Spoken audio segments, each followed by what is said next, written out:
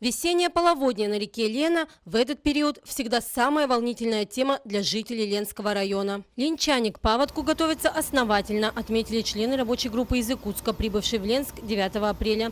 Наводнение 2001 года ни для кого не прошло бесследно и не забылось. Подготовка встречи и пропуска весеннего половодья в Ленском районе оценили на очень хорошо.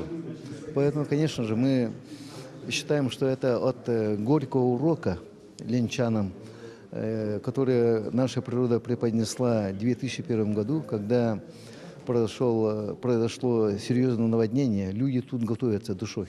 Подготовка идет в полную мощь, потому что же в этом году и гидрологические данные не очень хорошие. Тут толщина льда, оно выше нормы на 20 сантиметров. Тут затор-опасные участки, поэтому... В первую очередь в рамках командно-штабных учений была проведена проверка не только готовности районных ЧС, но и работа подразделения местного пожарно-спасательного гарнизона. Спасатели первыми приходят на помощь при возникновении любой чрезвычайной ситуации и наводнения в том числе. Их машины оборудованы по последнему слову техники. При остановке льда и повышении уровня воды 4 таких автомашины будет выставлено на посты и 2 отделения на мотолодках со средствами пожаротушения. Отделение будет находиться ранцевая установка пожаротушения. То есть в случае, если затопление происходит, где-то пожар в каких-то там квартирах, то есть у меня звено на мотолодке выдвигается к месту пожара, ну и осуществляет это тушение. В исполнении распоряжения главы района тоже готовим планы, в соответствии с которым мы выполняем превентивные мероприятия, то есть заранее переносим имущество, отгоняем законсервированную пожарную технику на возвышенные места, составляем список личного состава, который у нас попадает в зону затопления. Структура МЧС 2011 года, конечно, видоизменилась. Сегодняшний личный состав обучен и на спасателей, и на вооружение гидравлическим спасательным инструментом. В структуру МЧС России также входит ГИМС. МЧС всегда готова к ЧС. Поэтому вот ежегодно мы выставляемся, показываем свои силы и средства. Конечно, не все, но все, что в наличии, показываем. Сколько у вас техники? На сегодняшний день у нас 4 единицы техники, из них 2 маломерных судна, 2 автомобильные техники. То есть суда подготовлены к прохождению паводковых мероприятий. Личный состав тоже подготовлен. Все. Наши первые действия – это всегда прийти на помощь людям, терпящим бедствия. Ну и пожарная, когда ситуация сложится, у нас будут стоять на лодках тоже помпы. И дежурить будем с пожарным оборудованием, с пожарными в случае ЧС. И также будут привлекаться еще дополнительные силы. Это нештатные инспектора. Ну и в городе по договору будет работать еще 10 судов. Утро в этот день для всех задействованных в случае ЧС служб, предприятий и учреждений началось с командно-штабных учений. Высоко оценили работу службы ИДДС, которая оповестила о начале мероприятия. Был проведен смотр техники, которая будет работать на дамбе в случае прорыва. Это 14 единиц самосвалов, 14 погрузочных тракторов и другие автомобили. Это эвакуационная техника на случай возникновения такой необходимости, 14 единиц автобусов. Это службы Ростелекома, это службы западных электрических сетей Ленского энергорайона.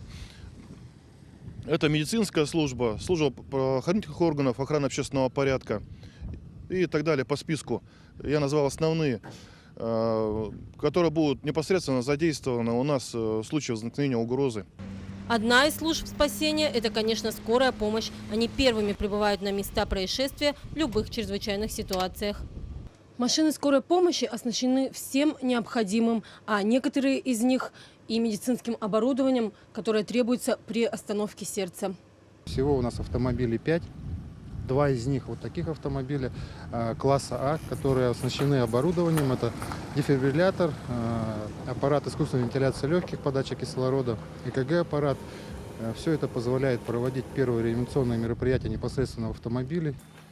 На случай паводка за каждым автомобилем закреплен свой участок в городе. По исторически сложившейся ситуации первый этаж больницы затапливается. В случае возникновения ЧС больница будет работать. Пациентов и оборудование с первых этажей поднимут. Запас медикаментов, продуктов питания, питьевой воды произведут заранее. Все беременные из отдаленных населенных пунктов будут вывезены в райцентр, а с группой риска в Якутск.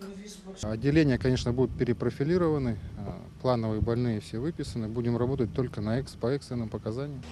Командно-штабные учения проводятся для того, чтобы люди знали алгоритм действий в случае возникновения угрозы затопления города. Подготовлены в Ленске и эвакопункты. Один из самых крупных – спорткомплекс «Карат». Он готов вместить 800 человек. Также это здание аэровокзала Ленского аэропорта и лыжная база, которая находится возле микрорайона Чанчик.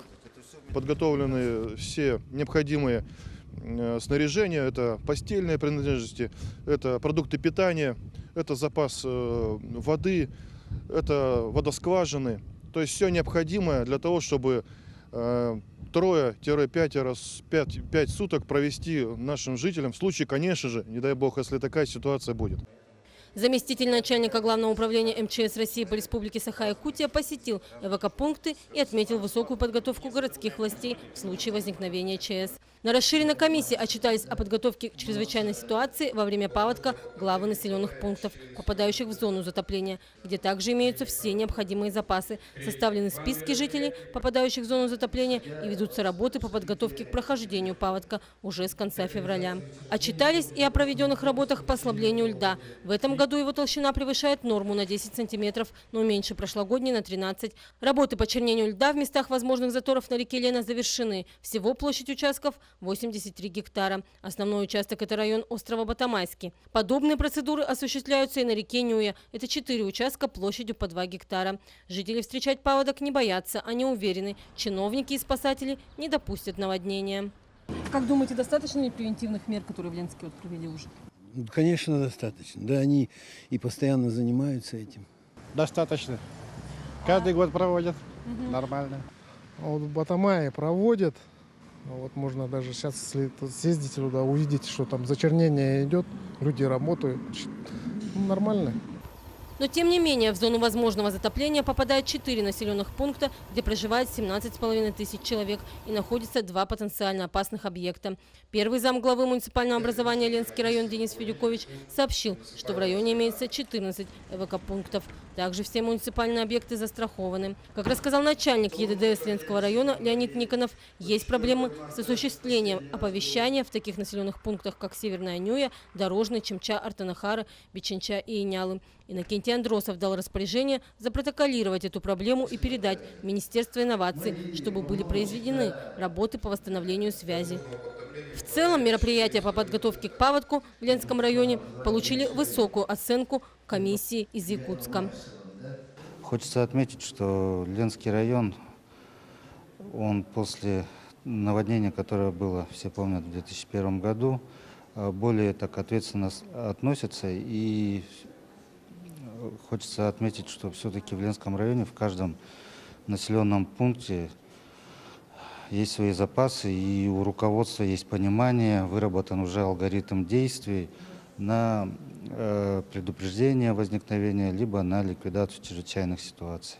Ленский район первым принимает удар паводковой волны. Кромку ледохода в этом году стоит ожидать в первой, начале второй декады мая, что раньше срока примерно на 6-8 дней. Анна Кожевникова, Виталий Андреев, Денис Семенов, НВК «Саха», Ленск.